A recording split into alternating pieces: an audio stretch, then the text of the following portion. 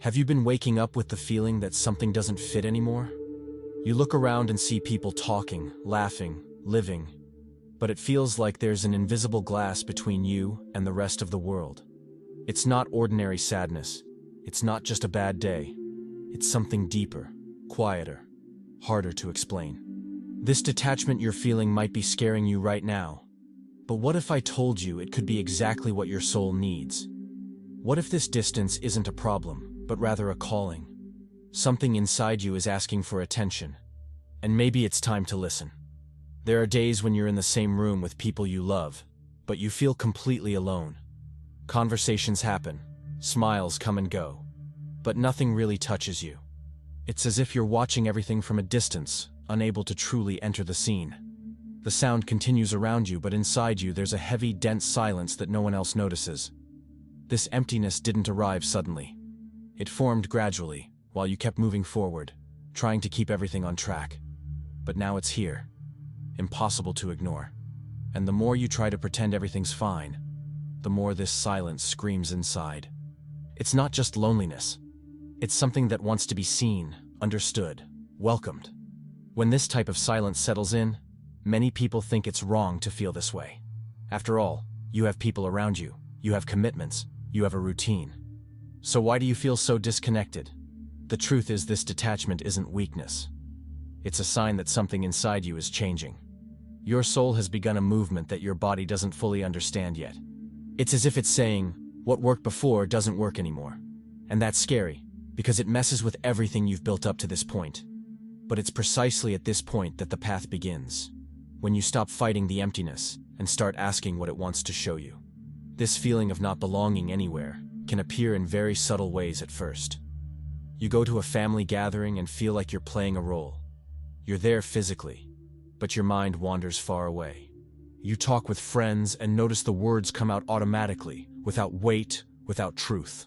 Even in your own choices you feel this discomfort, as if you're wearing clothes that no longer fit. Nothing seems genuine. Everything has a taste of lies, of effort, of obligation. And the worst part is you start asking yourself, is the problem me? Is there something wrong with me? The answer is no. What's happening is that you're outgrowing the molds you've always followed.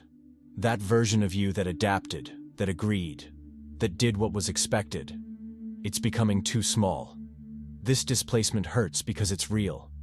It's not imagination. It's not nonsense. You really don't belong in those spaces the same way anymore. And that doesn't mean the people around you are bad, or that you need to distance yourself from everyone. It just means your soul is asking for something else. It wants truth. It wants depth. It wants meaning. And when you start to realize this, the discomfort increases. Because now you know you can't pretend anymore.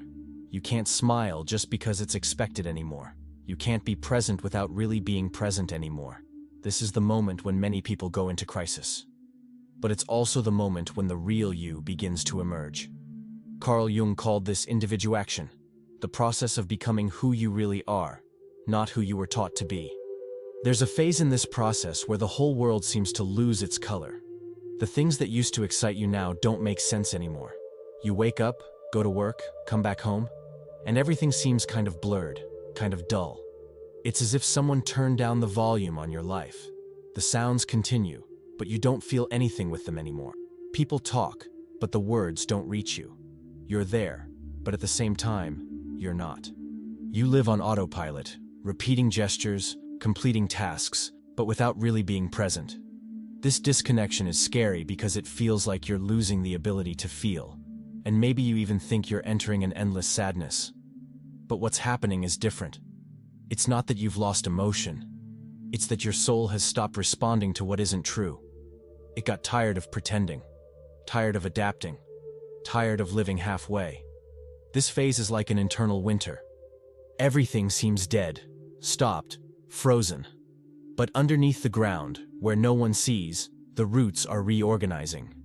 Something is being prepared, even though you can't perceive it yet. Your external world may remain the same, but inside a silent revolution is happening. You're not losing yourself. You're undoing what was never really yours. And that hurts, because even the lies we live for a long time end up becoming comfort. Letting go of them is like tearing off old skin. But it's necessary.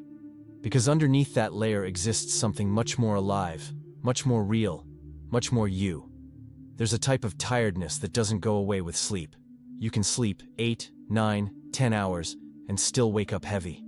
It's not the body that's tired. It's something bigger. It's as if you're carrying an invisible weight on your back, something no one sees, but that pulls you down all the time. You try to cheer up. You try to move. You try to do the things that used to give you energy, but nothing works. This tiredness lives in a place that physical rest doesn't reach. It comes from an existential exhaustion, from living so long without being yourself, from sustaining masks, from swallowing words, from pretending everything's okay when inside everything screams. It's not laziness, it's not lack of will. It's that your soul is asking for a pause. It needs you to stop running, stop performing, stop trying to be what you're not. This tiredness is also a calling. It's saying, you need to look inside. You need to stop seeking out there what can only be found in here. The missing energy doesn't come from vacations, doesn't come from a job change, doesn't come from new relationships. It comes from rediscovering what you abandoned in yourself. Because in the middle of all this rushing, you were leaving parts of yourself behind. You were silencing your desires, suffocating your emotions, ignoring your needs. And now your body is collecting the debt. It can't sustain a life that isn't yours anymore. That's why the tiredness. That's why the lack of energy. That's why the feeling that nothing is worthwhile. It's not that life lost its meaning. It's that you lost contact with your own meaning.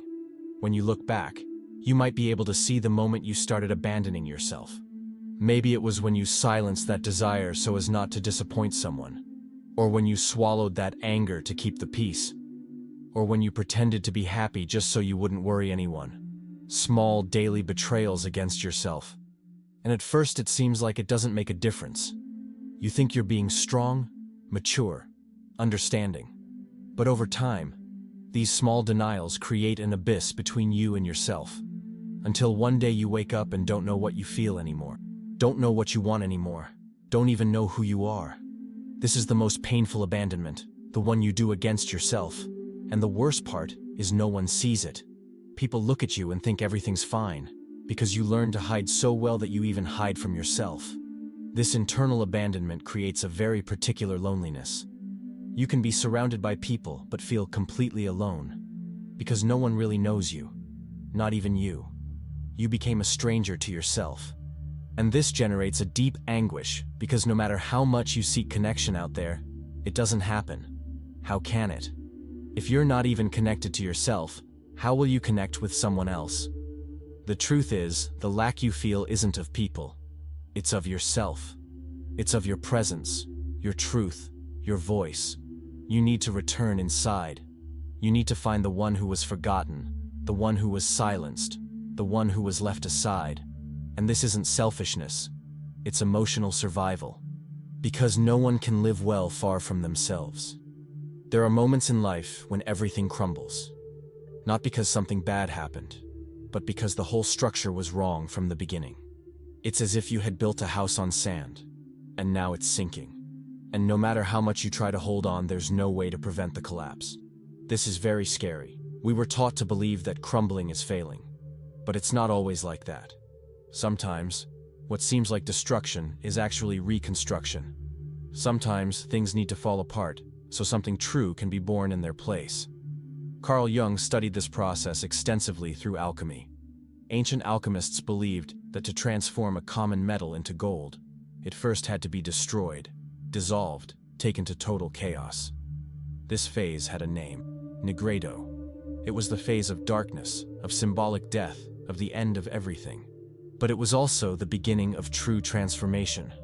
When you feel your life is falling apart, you might be living your own Nigredo. Everything that was solid now seems fragile. Everything that made sense now seems empty. You look at your choices and don't recognize yourself in them anymore. You look at your relationships and feel like you're pretending. You look at your work and see no purpose. It's as if everything loses its foundation at the same time. And in this moment, a huge fear hits. Because we don't know what comes next. We only know that what was before doesn't exist anymore. But that's exactly where the magic lies. When everything crumbles, you finally have space to rebuild the right way. Not the way you were taught, not the way they expect from you, but the way your soul asks. This collapse isn't punishment, it's opportunity. It's the chance to start over, but this time with truth. The pain you carry isn't random. It didn't appear in your life by chance. There's meaning in it, even if right now it seems like only suffering. Carl Jung said a powerful phrase, "Where your wound is, there your soul will be." This means the place where it hurts is precisely the place where you can find yourself. The wound is the entrance. It's the door through which your essence can pass. But for that, you need to stop running from it. You need to look at it head on, without fear, without shame, without judgment. Because while you avoid the pain, you also avoid the healing. While you try to hide the emptiness, you also hide the possibility of filling it with something real. Some people spend their whole lives running from their own wound. They work too much so they don't feel. They drink to forget. They distract themselves with anything so they don't look inside. And the more they run, the deeper the wound gets. Because it doesn't want to be hidden. It wants to be seen. It wants to be cared for. It wants to be understood. When you finally stop and look at it, something changes. The pain doesn't disappear immediately, but it stops being a monster. It becomes a messenger. And the message is always the same. You need to return to yourself. You need to stop betraying yourself. You need to stop abandoning yourself. You need to start truly listening to yourself. The wound is the symbolic portal that takes you back home. And home is you. After you stop running, an internal crossing begins that isn't easy at all. Gradually, things that were hidden start to appear. Emotions you pushed under the rug, anger you swallowed, sadness you never let out, fears you never admitted. All of this lives inside you, in a part Jung called the shadow. The shadow is everything you denied, repressed, rejected. They're the parts of you that didn't fit what was expected. So you hid them, pretended they didn't exist. But they stayed there, alive, pulsing, asking for attention. And now, in this crossing, they begin to surface. Facing the shadow is one of the hardest things that exists, because it's looking at what you always wanted to hide. It's admitting you're not just light, that you also have anger, envy, selfishness, fear, weakness, and that goes against everything you were taught. We learn from an early age that we need to be nice, well-behaved, always positive. So we push down everything that doesn't fit that image. But the more you deny your shadow, the more power it has over you. It starts leaking in ways you don't control, in bursts of anger, in behaviors you don't understand, in choices you regret later. The shadow doesn't disappear just because you don't look at it. On the contrary, it grows. And only when you have the courage to face it, to recognize it, to welcome it, does it stop controlling you. Then you become whole. Not perfect, whole. As you go through this process, something starts to change inside you. The silence that hurt before, that weighed, that suffocated, now begins to gain another quality. It becomes deeper, but not in a bad way. It becomes fertile. It's as if you've discovered a new way to listen. It's no longer that empty silence, where you felt lost. Now it's a full silence, where you can hear things that used to go unnoticed. Your emotions start speaking louder. Your intuitions gain space. Your hunches make sense. You realize that inside you exists a voice that was always there, but that you had never stopped to truly listen to. This deep listening changes everything. You start noticing signs you used to ignore. A discomfort in your chest that indicates something isn't right. A lightness that shows you're on the right path. A restlessness that asks for movement. You learn to trust yourself more, to respect what you feel more, to value what you perceive. And this isn't magic, it's reconnection. It's going back to inhabiting your own body, your own mind, your own life. It's getting off autopilot and starting to live with presence. Silence stops being an enemy and becomes an ally.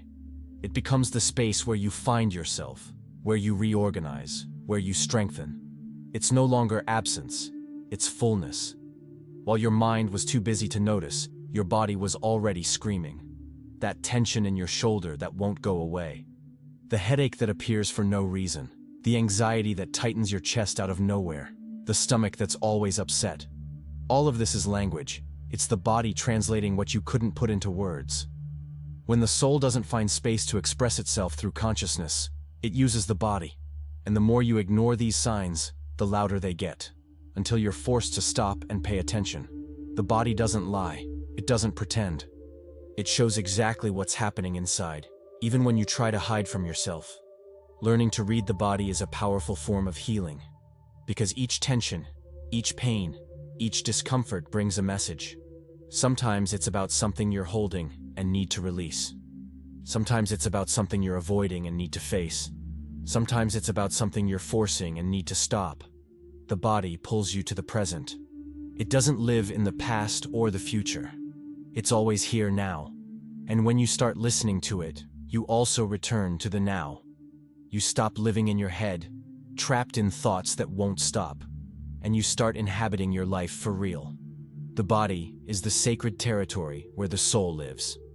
Taking care of it is taking care of your whole self. There's a moment in this journey when you feel a different force moving you. It's not just willpower anymore. It's something bigger, deeper, more accurate. It's as if something inside you has awakened and now pushes you forward with a clarity you've never had before. You know what you need to do. You know what you need to change. You know what you need to let go. And there's no more pretending you don't know. There's no more postponing. There's no more going back. This force is what Jung called the self, the center of being, the deepest core of your identity. It's what guides you in the process of individuation, of becoming who you really are. When the self awakens, nothing goes back to how it was before, because now you have an internal compass. You don't need to seek approval out there anymore. You don't need to follow what everyone else does anymore. You have your own compass.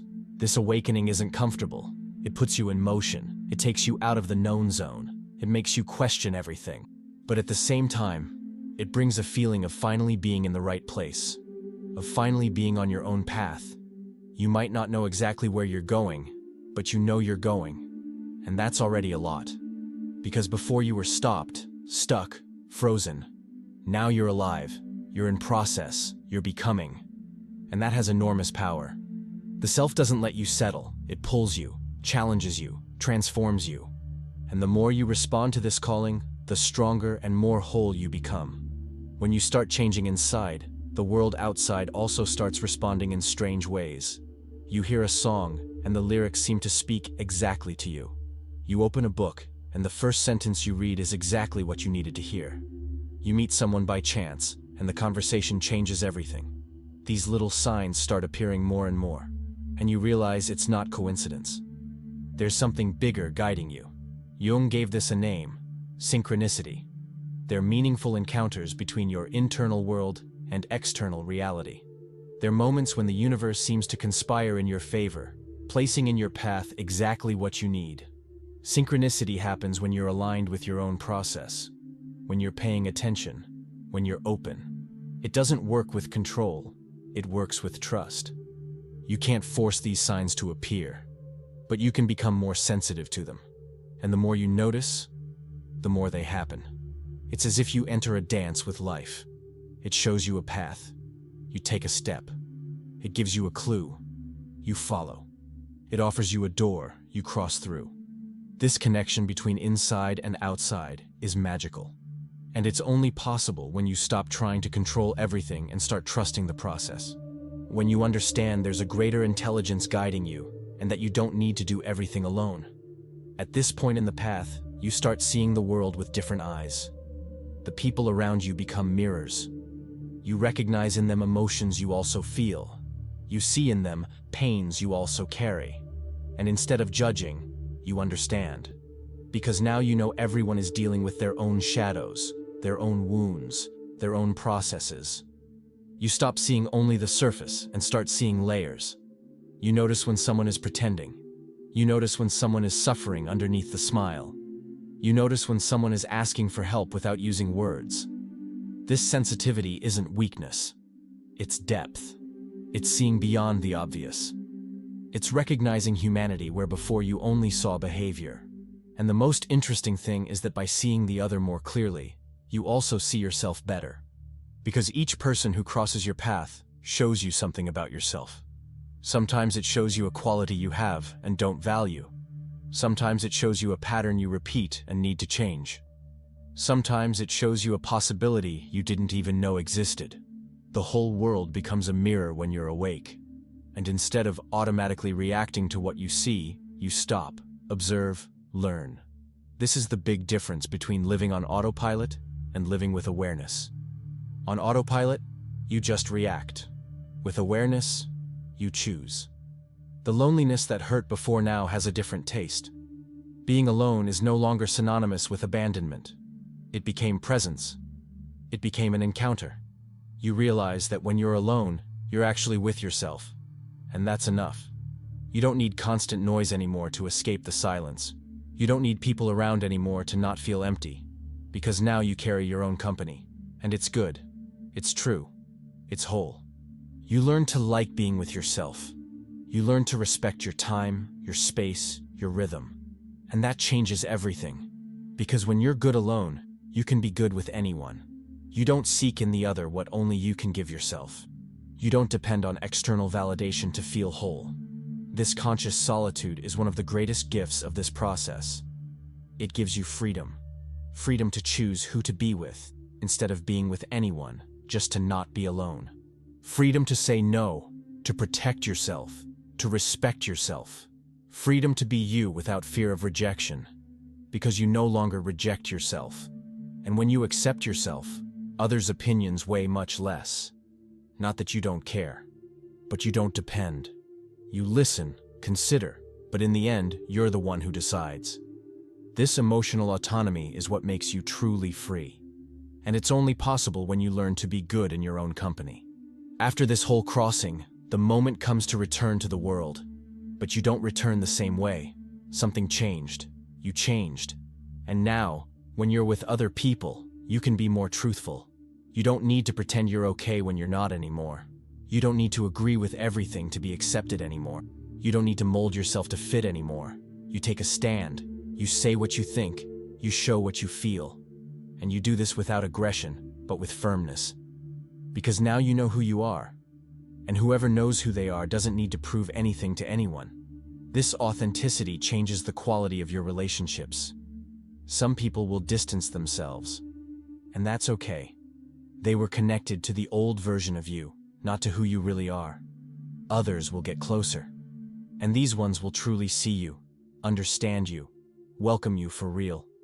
Reconnecting with the world without losing yourself in the process is an art. Because it's easy to go back to old patterns. It's easy to fall back into the trap of trying to please everyone. But now you have awareness. You notice when you're betraying yourself. And when that happens, you stop, breathe, go back inside.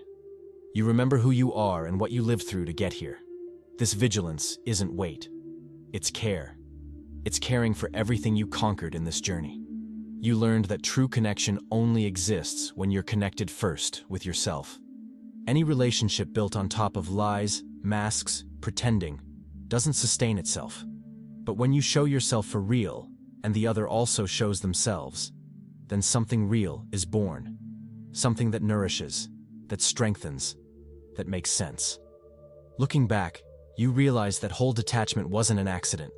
It wasn't failure. It wasn't you being weak or strange. It was a rite of passage. It was the path your soul needed to travel to take you back inside. The isolation wasn't punishment. It was protection. It was the necessary space for you to reorganize, rebuild, rediscover yourself. Many ancient cultures had rites of passage. Moments when the person needed to distance themselves from the tribe, go to the forest, be alone, face their fears, and only then return transformed. You lived your own rite. Without knowing it, you crossed a symbolic portal. A version of you died, and another was born. More conscious, more whole, more true. This distancing that scared you so much was the greatest gift you could have received. Because it forced you to look inside. It took you out of constant distraction. It placed you face to face with yourself. And that's where everything began.